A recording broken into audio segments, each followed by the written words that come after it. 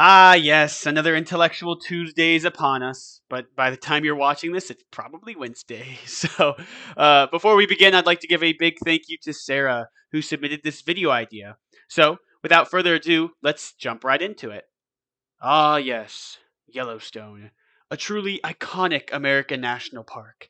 It has some breathtaking views and breathtaking wildlife. I should know. I went there myself in the summer of 2020, and to be honest, I had a great time. I hung out with friends, saw Old Faithful, smoked fat roaches, and generally had an amazing time.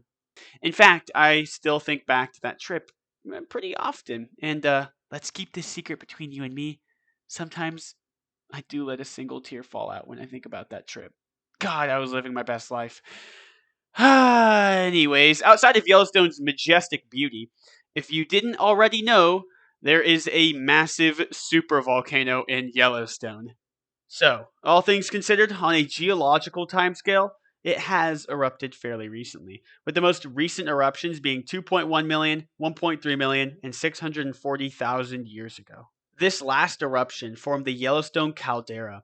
The area within the Yellowstone caldera has been highly geothermically active, which has led to really cool things like geysers and hot springs. Think of things like Old Faithful, among other examples of geothermic activity. Overall, though, if you're a geology nerd like me, then Yellowstone caldera is a super cool place to study. You've got a lot of igneous rock that happens there, so you've got rocks like rhyolite and basalt. As for rhyolite, I really like it. It's a nice gray rock, and I know, like, on the surface, okay, gray rock, whatever, right?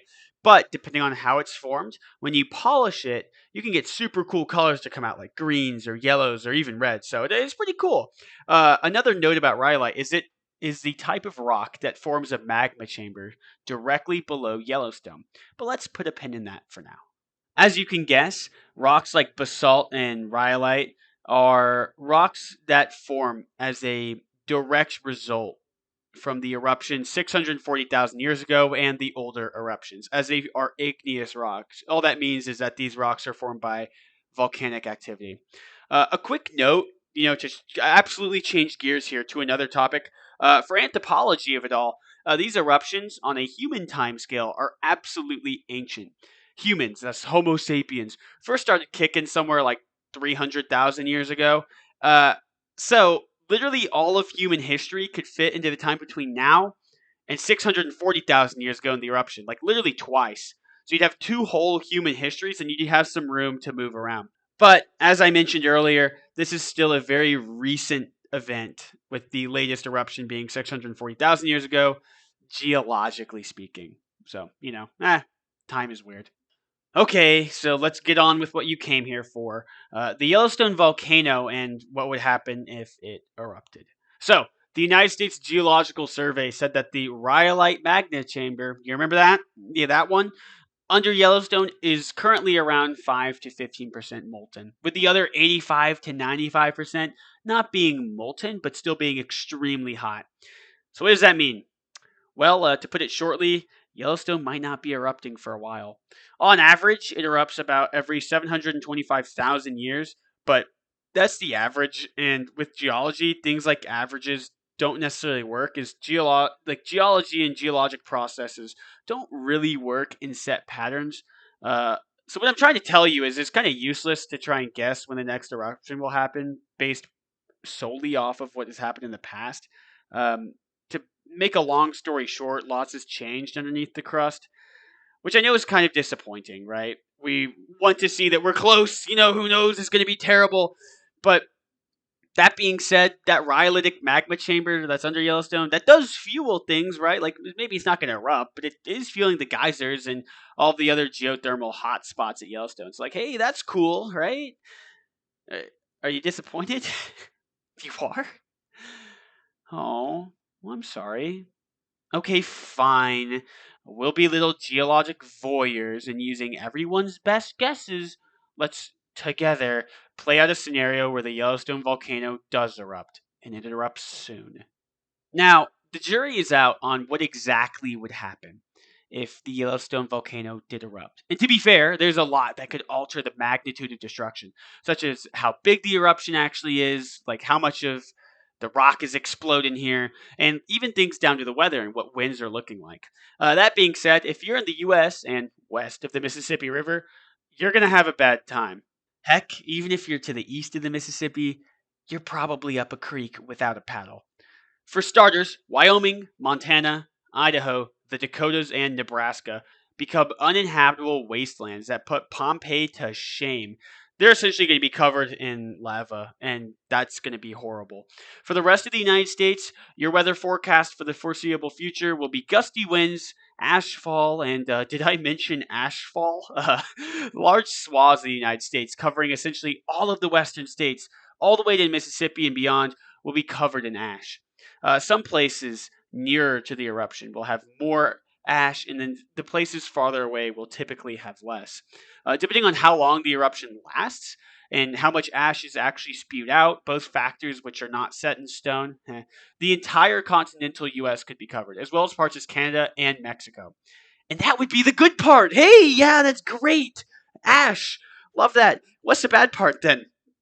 So, the bad part would be famine, and a lot of it within North America and the entire world.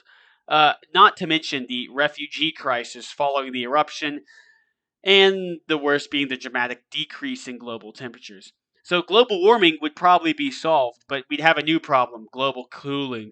And this is even to mention the economic collapse that would rock the entire world, or the fact that fishing season in Wyoming would be severely affected. So, in terms of global cooling, we have this ice age, and we actually have some historical precedent to go off of.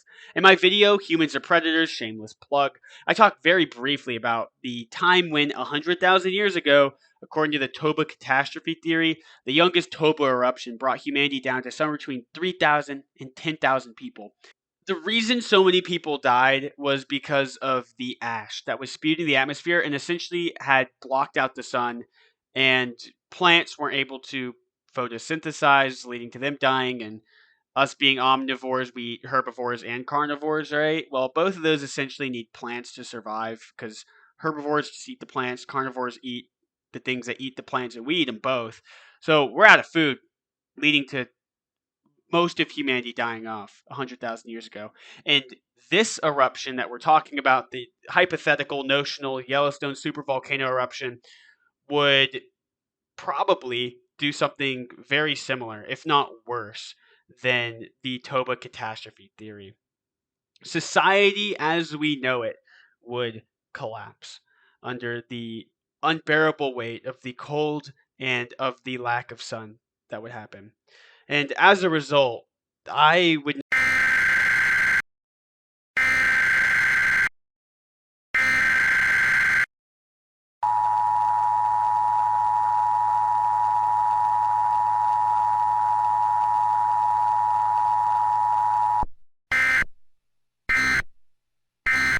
We interrupt our programming.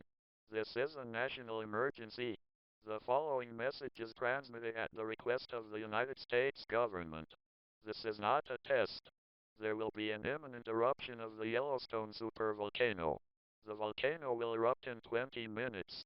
Due to the highly destructive nature of the supervolcano, all U.S. residents living west of the Mississippi River should seek out and prepare to shelter in place immediately. This is not a test. This is not a test. There will be an imminent eruption of the Yellowstone Supervolcano. The volcano will erupt in 20 minutes. Due to the highly destructive nature of the supervolcano, all U.S. residents living west of the Mississippi River should seek out and prepare to shelter in place immediately. This is not a test. This is not a test. There will be an imminent eruption of the Yellowstone Supervolcano. The volcano will erupt in 20 minutes. Due to the highly destructive nature of the supervolcano, all U.S. residents living west of the Mississippi River should seek out and prepare to shelter in place immediately. This is not a test.